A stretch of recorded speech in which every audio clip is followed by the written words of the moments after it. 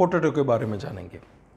Potato मेरे ख्याल से वर्ल्ड में हाईएस्ट खाया जाता हुआ कोई वेजिटेबल होगा तो पोटैटो होगा। इंडिया की बात करो, रशिया की बात करो, यूएस की बात करो, चाइना की बात करो, जापान की बात करो, ईयू के कोई कंट्री की बात करो, हर घर में पोटैटो चलता होगा। अफ्रीका की कोई भी बात करो।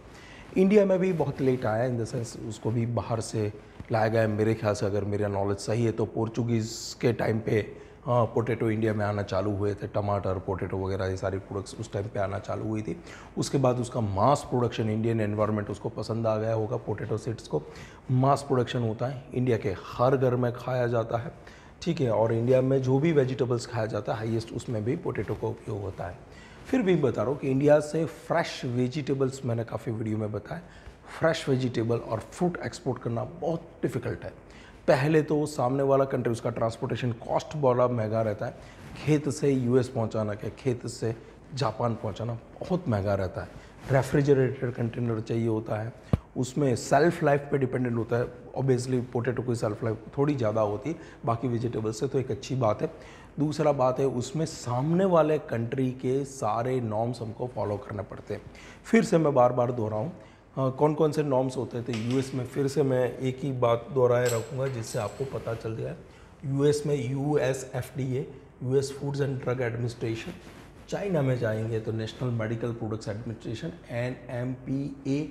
बाकी अलग अलग वहाँ पे भी एजेंसी एसएफडीए भी है। आप SFDA china.com में जाएंगे तो डिफरेंट आपको एंगल्स बनेगा। EFS है, यूरोपियन फूड सेफ्टी अथॉरिटी।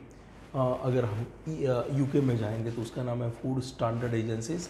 और लास्ट में हम जापान में जाएंगे तो ministry of health, labour and welfare की एजेंसी के बारे में ध्यान रखना पड़ेगा।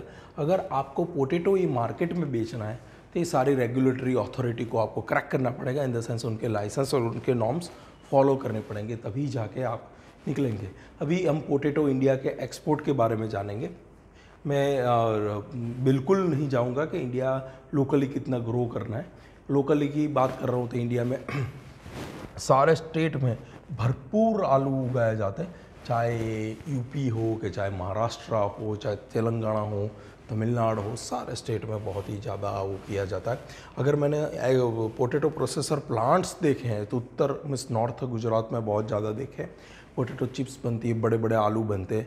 बनासकाठा करके एक रीजन है नॉर्थ गुजरात में, बहुत ही अच्छे किस्म के आलू और बहुत ही जो नए किस्म की सप्लाई चेन वहाँ मौजूद है, in the sense cold storage मौजूद है, अच्छे से मिस ट्रांसपोर्टेशन मौजूद है उनके पास। प्लस जो बड़ी बड़ी वैरायटी के आलू चिप्स, तो वो फिंगर वगैरह बनता है, उसमें भी बड़े आलू यूज़ होते हैं। अगर मैं फिगर की बात करूँ तो बहुत ही डिस्करेजिंग फिगर है। Potato cooked, uncooked and frozen जो फ्रेश है उसका HS कोड 0710101000, 0710101000। फिर से आपके सामने मैं जूम करके दिखाता हूँ।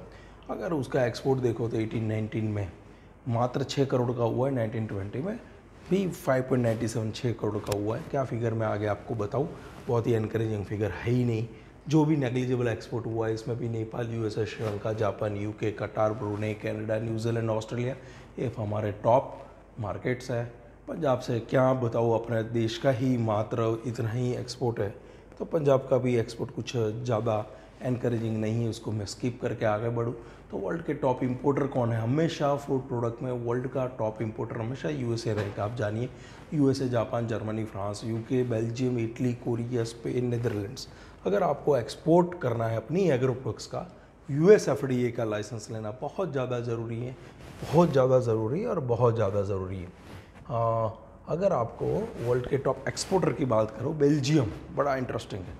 Belgium, China, second China, third Spain, fourth Mexico, Poland, USA, France, Netherlands, Egypt, Ecuador.